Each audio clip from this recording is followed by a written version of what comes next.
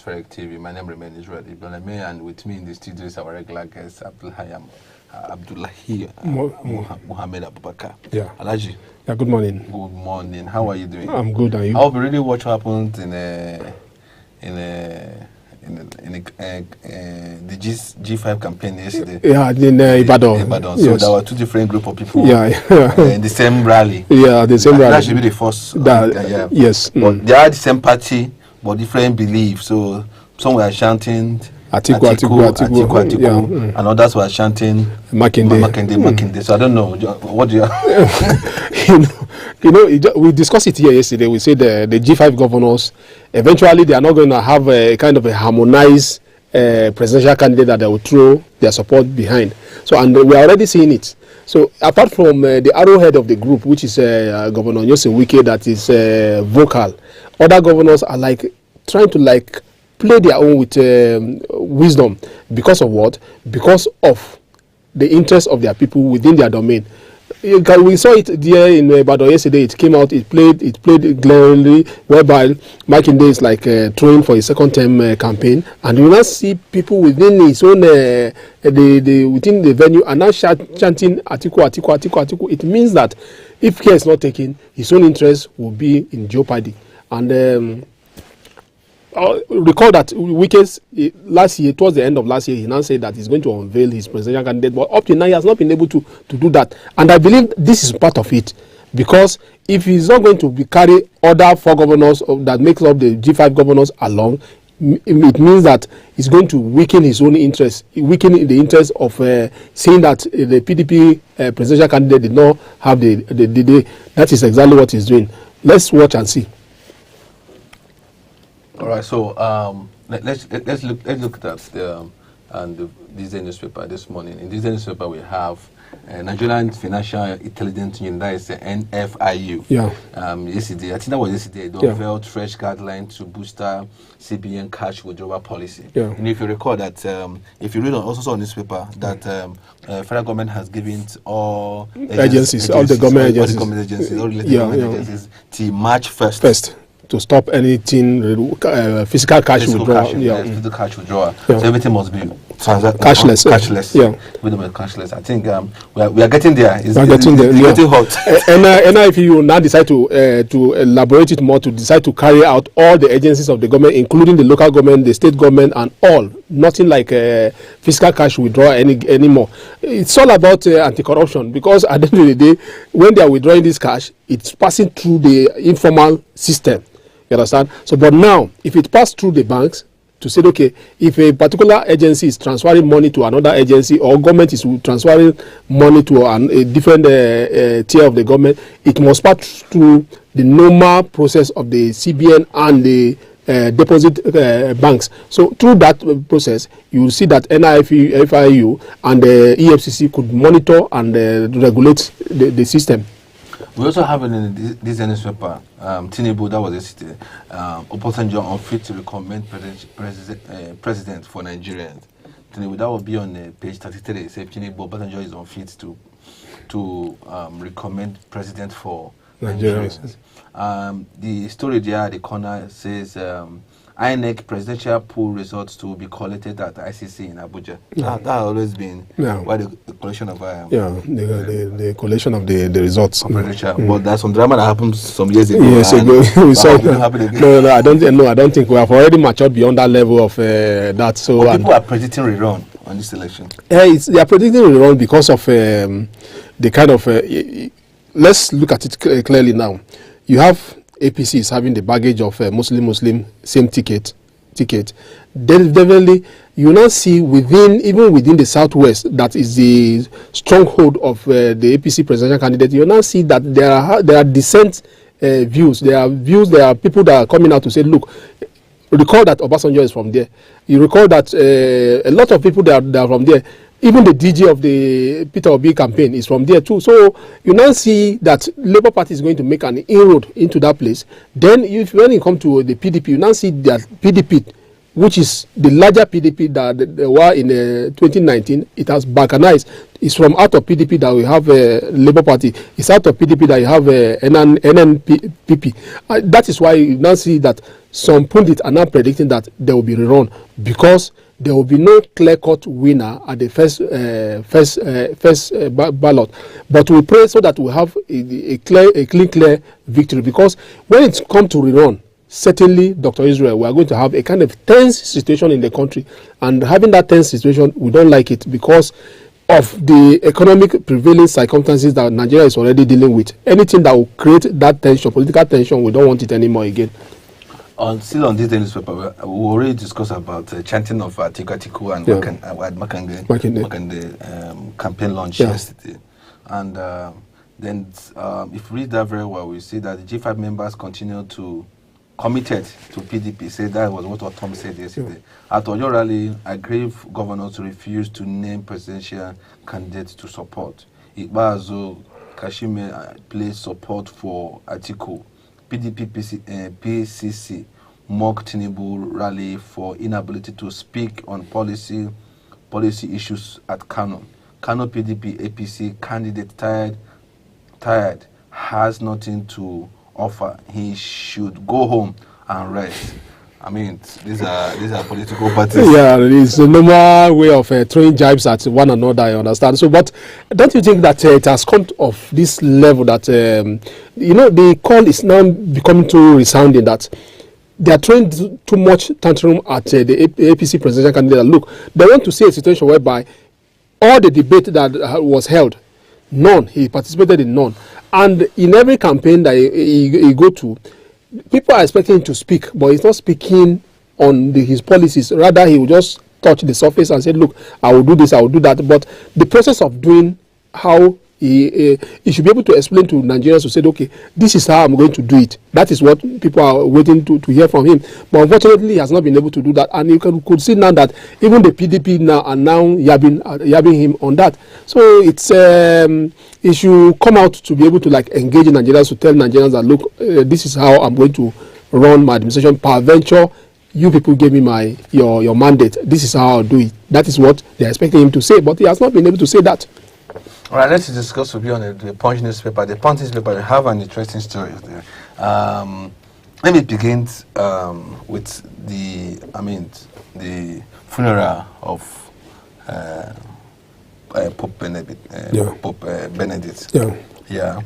He's ex-pope. Yeah, because he retired and he doesn't want to continue again. Yeah, he was very retired, voluntarily retired on his own. On his own, and remember then it was kept on there.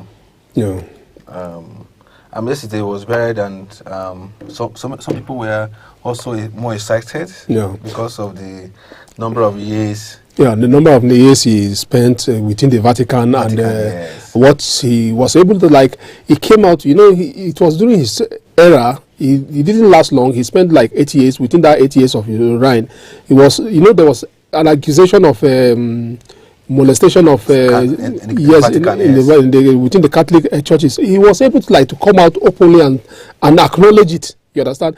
This is something which is extraordinary, and he is at his death, at his funeral, he's been commended for that. To say, look, he's the only person that came out to say, okay, unveil this and said, okay, we are having this problem within the Catholic churches, and it's something that we must work on. And again, another aspect again, he saw it. He was looking frail.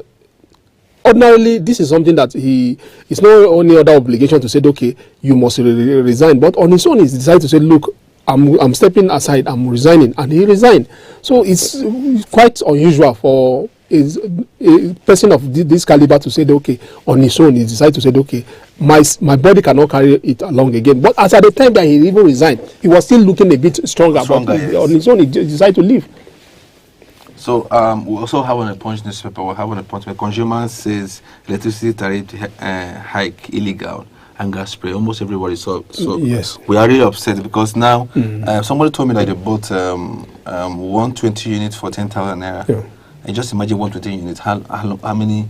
And by the time it's finished. Dr. Israel, I blame the government because the discos, they are just charging arbitrarily because the government allowed them. We have NEREC, which is the agency that regulates the activities of the discos. Every time they will come out, discos will come out and say, look, government will now decide to take a side to say, look, we did not approve it. Government did not approve the new tariff, but they are charging. You understand? So the consumers are paying so high. In some places, people are still using estimated meters. They give them as high as you could imagine that a single house. We should be able to, like, what the disco is supposed to put into consideration, although they are private entity and they are out to make their money, but they should put into consideration the feeling and the aspiration of Nigerians to say, look, the minimum wage in Nigeria up to now is still 30,000 naira, and they are charging this. It means that when somebody decides to use 10,000 naira to pay for only 120 units of light, how much will remain for him to do some other things in his household? That is the problem. So government should be able to come out to say, okay, at a time that there is inflation, these people, when they are charging higher more than this, they are causing more havoc to the income of an average Nigerian. That is the situation here now. And most times there's no light. And most times there is no light. So even when there's no light, you are still paying for some charges, whereby when you load, they will take that one from your meter. These are some of the crookish charges, hidden charges that the discos are carrying out on daily basis on Nigerians. The NEREC should be able to sit up on this. We consumers, we are the consumers. We should not forget that electricity is a necessity. It's not something that you can do away with it. It's not like a luxury. It's not a luxury. Gone are the days that somebody will say, okay, it's not a necessity for me to use light in my house. No, we're in 21st century. Light is basic. It's something that has to do with life. So we need this light. Government should be able to go into negotiation with the discos across Nigeria. Although government tried to withdraw the licenses of some of those discos, but they should be able to sit up on this matter. Nigerians were paying too much for this, and when we are paying too much for this, and they are not driving that benefit from it, you can imagine that in some places it's more or less in a day they will have light 4 or 5 hours, then the rest of the day it will be darkness. That is the situation.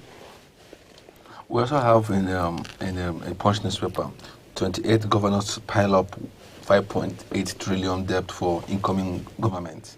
State debts to raise above 200% of revenue in 2023, World Bank. Lagos cannot execute laudable projects without loan. That is Commissioner in Lagos State. And so let's just look at the debt piled up by the governors. 77% for the federal government.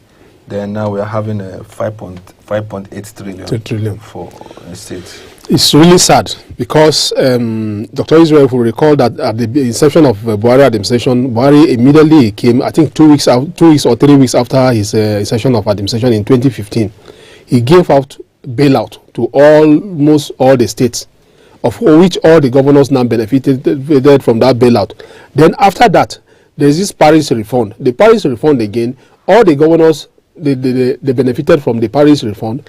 Then we are talking about the other subvention. Other governors till today, if the government is trying to do the deduction from all the bailout they collected, they are crying out, they are shouting out, and they even drag the federal government, FG, to the Supreme Court for the interpretation regarding the deduction.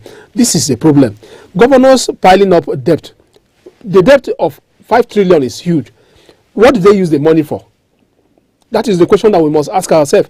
You discover that some of them, they decide to embark on the elephant project, not because they want their project per se, but they embarked on that elephant project because of the kickback that will come back to them.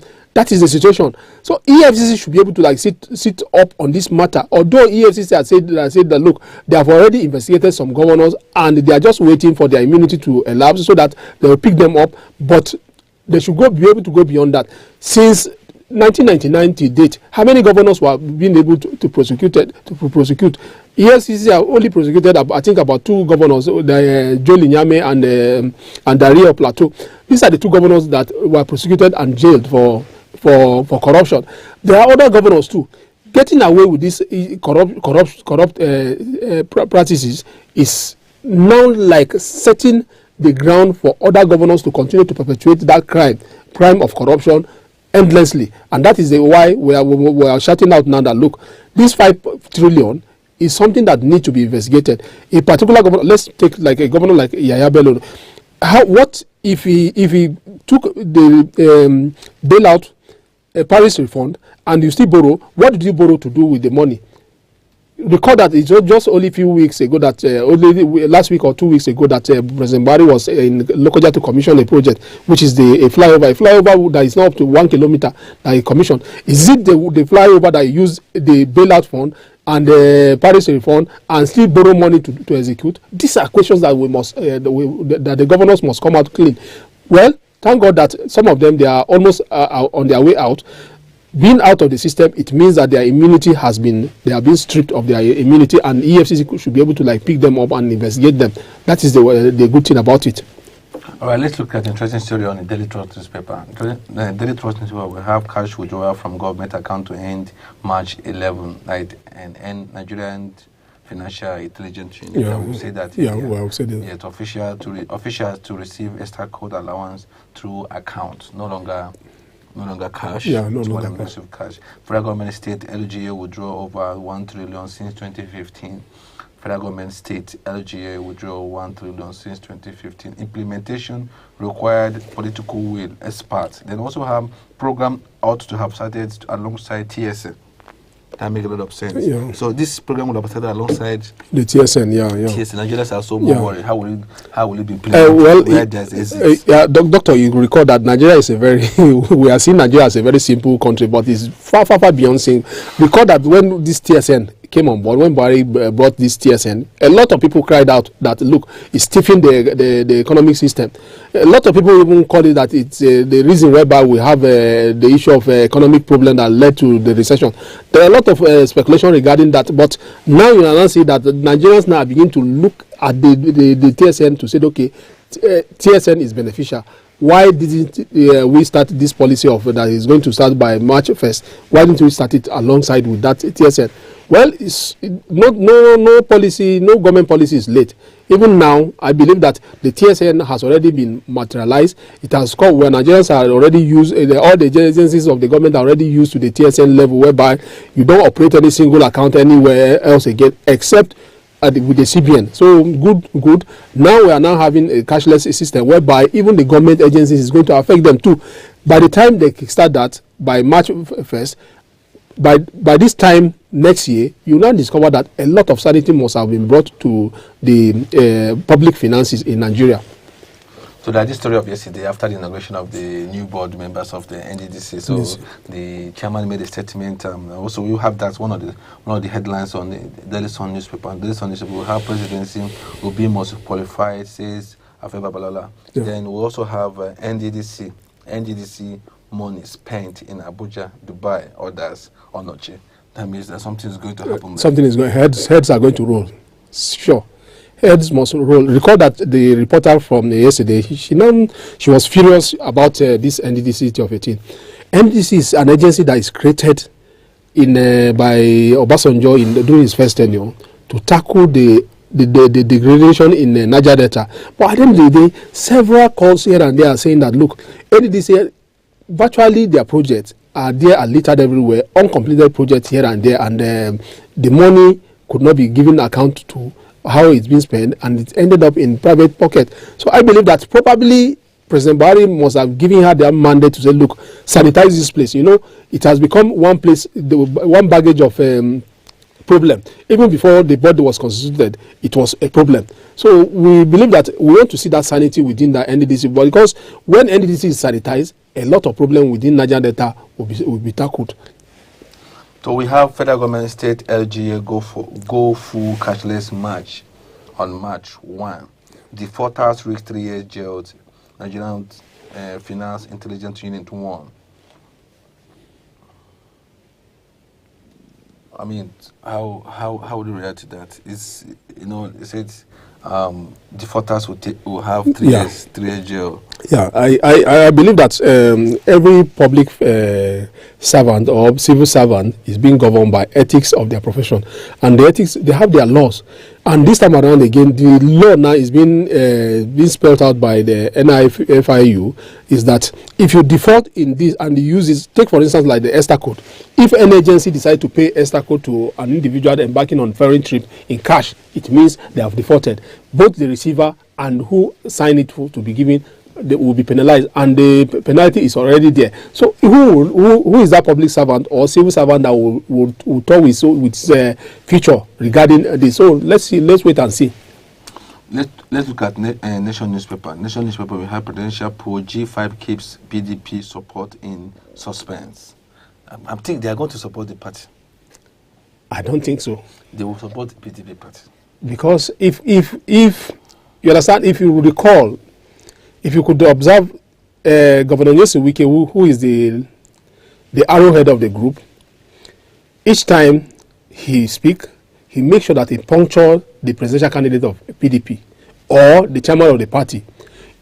By so doing, he is only exposing the party to the opposition. That is, I mean, the APC and the Labour Party and some other this thing. So their fight, I believe that their political fight, it has gone beyond the level of saying that, okay, at the end of the day, they will support the party. But apart from Governor Seyi Makinde, other governors, they are like playing their own opposition to the party with maturity. Take Ikpeazu for instance, he has not been able to come out categorically to lampoon the presidential candidate of his party, PDP.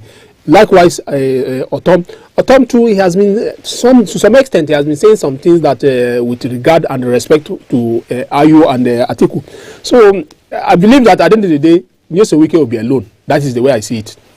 All right, still on the Nation newspaper, we have all APC governors all APC governors behind Tinubu. All APC governors behind Tinubu, Sule affirmed. Council autonomy, our headache on constitution amendment. Then we also have, same on newspaper headlines, we have 22 fuel stations sealed for selling above approved price.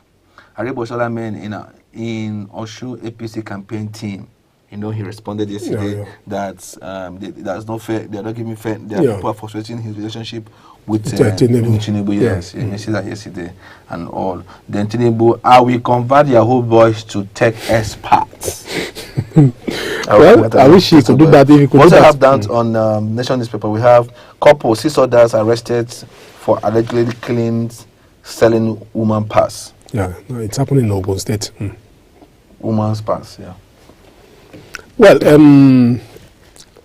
let's start from Governor Sule of Nasarawa State. Yes. Whereby he's saying all APC governors are behind Tinubu. Well, in politicians, they have their way of playing games. Some of them, until that day of the election, outcome of the election will determine whether they are behind the presidential candidate of APC or not. So, but so far, we are only seeing some governors that wherever he's going, they are going along with him. Whereas some of them are still keeping away from him. But one thing that concerns some of us so much is that what happened to the other members of the party, especially the people that contested the presidential ticket with the Tinubu. Some of them that have been keeping out. It means that all is not well with the party. Even the party chairman himself, Adamu, he has not been seen in some of the campaign that, you understand me, it seems as if all is not well within APC. So, and if the governor of Nasarawa State is coming out that, look, all the governors are behind him, a lot need to be done before the election date. A lot need to be done. I believe that there are so many things that is wrong within APC itself, because you are having the PCC on their own, and it seems that the party is on its own. And when we are talking about the party now, we are talking about Adamu-led ESCO. It seems as if they are on their own, and the PCC is on their own.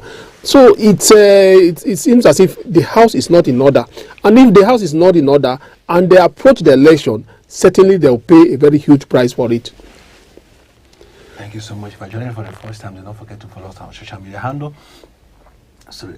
And our social media are out there displaying on the screen. Official Aspheric News, that's on our Facebook page. Aspheric News on our Instagram page. Then Aspheric News on our Twitter page, handle page. Also, do not forget to subscribe on our YouTube channel, to that Aspheric TV. Aspheric TV. Do not forget to subscribe. Then also, please do not forget to read more on the breaking news on the www.asphericnews.com, and I repeat, www.asphericnews.com. Thank you for joining us today, and Alhaji Mustafa, I want to say thank you so much for having time to. You're welcome. Having time to come and join us this morning. We're so glad to have you in Aspheric every morning. You're Thank welcome. you so much, and also thank you. Do not forget to call on us or send us messages on WhatsApp. What's happening around you? We need breaking and all of that, so we can send to us. We don't mind all of that. Thank you so much for everything you've done. Thank you for all. To see you tomorrow this same time. Wish you good luck. Bye.